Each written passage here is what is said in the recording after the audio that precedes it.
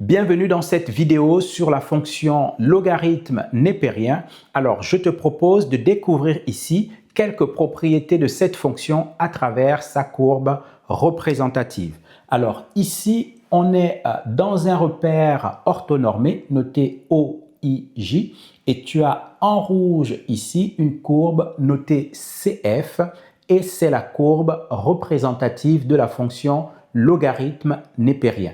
Alors, comment est notée cette fonction? Si la variable est x, n'est-ce pas, et que la fonction s'appelle f, on peut écrire que f de x égale ln de x. Le L ici est mis pour logarithme et le N ici est mis pour népérien. Alors, népérien, c'est issu du nom Néper, donc c'est le nom d'un grand mathématicien qui a contribué à bâtir les propriétés de cette fonction. Alors, comme pour toutes les fonctions, la première chose qu'il va falloir regarder, c'est le domaine de définition de f de x. Alors, la fonction logarithme népérien va avoir quoi comme domaine de définition?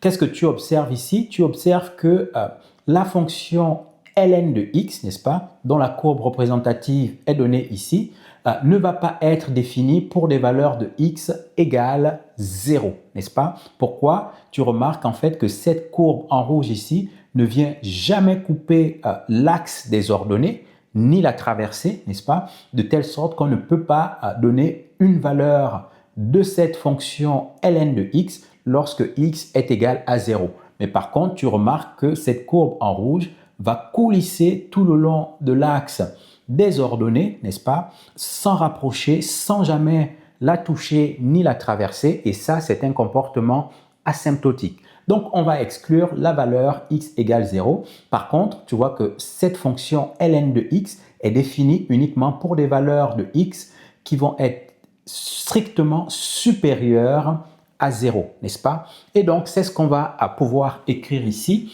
On va dire que la fonction ln de x, n'est-ce pas? Ln de x est définie, cette fonction est définie pour tout x qui va être strictement supérieur à 0. Donc, de telle sorte qu'on pourra écrire que le domaine de définition sous forme d'intervalle, c'est quoi? C'est l'intervalle 0 exclu, n'est-ce pas? Plus l'infini. D'accord? Donc, on a dit x strictement supérieur à 0. On n'a pas dit supérieur ou égal. Donc, on exclut la valeur 0 et cette fonction est définie uniquement pour les valeurs de x qui vont être positives. Alors, la deuxième chose qu'on va regarder, c'est la dérivée de ln de x. Et là, c'est une propriété qui est admise. On ne va pas pouvoir la lire à travers ce graphique. Et donc, tu vas devoir admettre cette propriété. Et la propriété admise, c'est quoi? C'est que ln de x, déjà, est dérivable.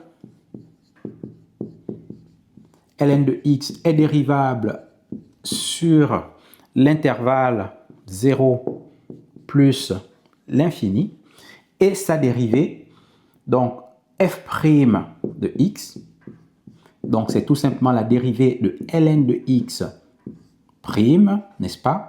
Et ça, c'est égal à 1 sur x. Bien, et je vais même t'encadrer ce résultat qui est très important. Tu dois connaître par cœur la dérivée de ln de x, n'est-ce pas? Et tu vois bien ici que le dénominateur va être différent de 0, puisqu'on a en fait un quotient 1 sur x. Et ça tombe bien, la valeur 0 ici est exclue, et par contre, on va prendre toutes les valeurs de x qui vont être positives. Alors, la troisième chose qu'on va regarder, ce sont les variations de ln de x. Et toi, tu sais déjà une chose, c'est que lorsqu'on a la dérivée, on peut s'intéresser au signe de la dérivée et à partir du signe de cette dérivée, on va pouvoir déduire les variations de la fonction f de x. Alors ici, qu'est-ce que tu remarques? Tu remarques que f' de x est égal à 1 sur x, n'est-ce pas? Mais pour tout x qui vont être strictement supérieur à 0, on va avoir que f' de x, on va dire ici, alors, f' de x va être strictement supérieur à 0. D'accord? Et je peux t'encadrer ce résultat ici. Donc, f' de x va être strictement supérieur à 0. Autrement dit, ça va être ici strictement, la dérivée va être strictement positive. Bien, si la dérivée est strictement positive, toi tu sais faire le lien entre le signe de la dérivée et les variations de la fonction, étant donné que f' de x est strictement positive, donc ici, ln, la fonction ln de x est strictement croissante. Elle va être strictement croissante sur l'intervalle 0 plus l'infini, d'accord? Pour toutes les valeurs de x qui vont être dans cet intervalle 0 plus l'infini. Et c'est ce que tu observes ici. Donc, sur l'intervalle 0 plus l'infini, tu as ta courbe en rouge ici qui est strictement croissant, d'accord? Et donc, ça coïncide bien et ça concorde bien avec le signe de la dérivée. Alors, la quatrième chose qu'on va regarder maintenant, ce sont les limites de la courbe représentative de cette fonction ln de x. Alors, qu'est-ce qu'on peut observer ici?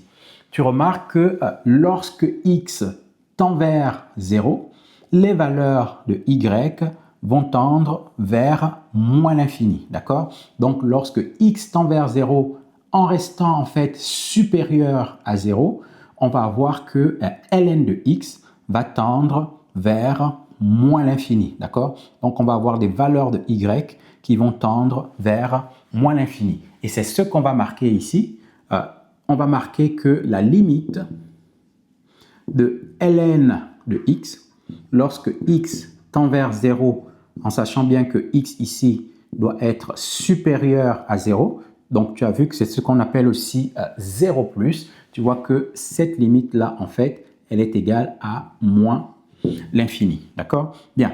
Ensuite, on va s'intéresser à la limite de ln de x lorsque x va tendre vers plus l'infini. Et tu remarques que lorsque x est de plus en plus grand, les valeurs de y ici vont tendre vers plus l'infini. Et donc, c'est ce qu'on va marquer ici. On va marquer que la limite de ln de x, lorsque x tend vers plus l'infini, c'est égal à plus l'infini. Donc, voilà deux autres résultats importants ici que je t'invite à connaître également par cœur, d'accord? La limite en plus l'infini et ici, la limite quand x tend vers 0 plus. Alors, qu'est-ce que tu remarques ici? Tu remarques que lorsque x tend vers 0, la limite va tendre vers moins l'infini. Et ça induit en fait le fait qu'on a en fait que CF, la courbe représentative de la fonction ln de x, admet en fait, elle admet une asymptote. Elle admet une asymptote verticale d'équation en fait,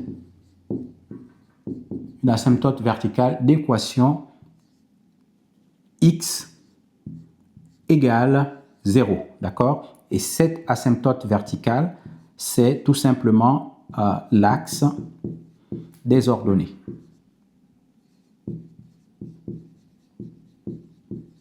Bien, c'est l'axe des ordonnées. Et donc, tu vois bien ici que ta courbe en rouge va coulisser comme ça tout le long de cet axe des ordonnées lorsque les valeurs de x vont se rapprocher de 0 tout en restant positif. Donc, lorsque x tend vers 0 plus, on va avoir la courbe qui va coulisser le long de l'axe des ordonnées et c'est bien le comportement asymptotique qu'on avait décrit dès le début de cette vidéo. Ensuite, maintenant, dans la cinquième partie, on va regarder quelques valeurs caractéristiques de la fonction ln de x. Alors, l'une des valeurs caractéristiques qu'on peut observer, c'est lorsque x est égal à 1, n'est-ce pas? Lorsque x est égal à 1, en fait, ln de 1 est égal à 0, d'accord? C'est ce que je vais te marquer ici. Quand x égale 1, alors on a que ln de 1 ici est égal à 0. Et on peut encadrer ce résultat qui est très important et que tu dois aussi connaître par cœur. Ensuite, l'autre valeur caractéristique ici, c'est observé lorsque x est égal à e, d'accord? Donc, je te mets ici quand x égale e.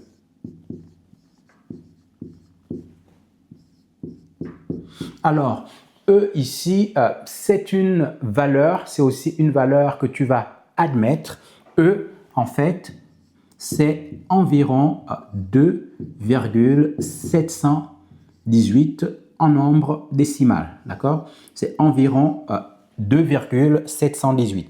Alors, lorsque x est égal à e, tu vois bien ici qu'on est à la valeur 2, on a dépassé 2,5 et on est ici à e qui est compris entre 2 et 3. Donc, e ici est égal à environ, c'est pas égal, c'est environ 2,718. Et lorsque x est égal à e, tu remarques, en fait, si on projette sur la courbe en rouge, on va tomber sur une valeur de ln de e ici qui est égale à 1. D'accord?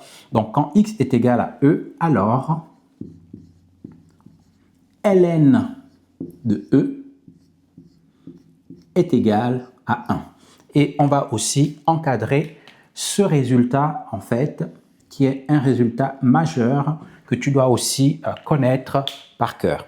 Enfin, de toutes ces informations qu'on a pu dresser des points 1 jusqu'au point 5, on va pouvoir faire un tableau de synthèse, n'est-ce pas? C'est ce que je t'ai mis ici en 6, le tableau des variations de la fonction logarithme népérien. Alors, pour tracer ce tableau de variation, qu'est-ce qu'on va faire? On va mettre un trait horizontal ici. Et ici, en fait, on aura les valeurs de x en lien avec notre domaine de définition. Et donc, on a vu qu'on pouvait partir de la valeur 0 jusqu'à plus l'infini. D'accord? Par contre, on avait aussi regardé quel était le signe de la dérivée. Et la dérivée ici, on l'avait appelée f' de x. D'accord? Et on avait vu que cette dérivée f' de x allait être positive sur l'intervalle 0 exclu jusqu'à plus l'infini. Donc, je te mets ici que la dérivée va être positive, n'est-ce pas? Mais surtout, on n'oublie pas de tracer deux traits ici à la valeur 0.